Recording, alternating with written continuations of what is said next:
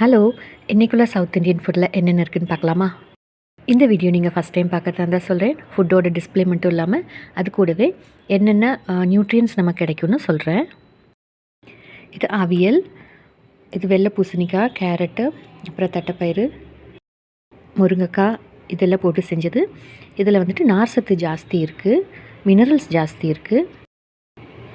இது நோய் எதிர்ப்பு சக்தியை அதிகரிக்கும். இந்த மாதிரி வெள்ளை பூசணிக்காய் அடிக்கடி நம்ம உணவில் சேர்த்திட்டோம்னா நம்ம பாடி டீஹைட்ரேட் ஆகாமல் பார்த்துக்கும். இதில் நிறைய நீர் சத்து இருக்குது.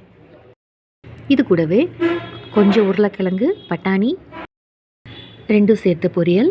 இதில் வந்துட்டு ப்ரோட்டீன் நமக்கு ஜாஸ்தியாக இருக்கும். இது மாவு பொருள் ஜாஸ்தியாக இருக்கனால கார்போஹைட்ரேட் ஜாஸ்தியாக இருக்கும். டயபெட்டிக்காக இருக்கிறவங்க, அப்புறம் வெயிட் லாஸ் பண்ணணுன்னு நினைக்கிறவங்க இந்த உருளைக்கிழங்கை தவிர்த்தரலாம். இது கூடவே தக்காளி தொக்கு மாதிரி இருக்குது.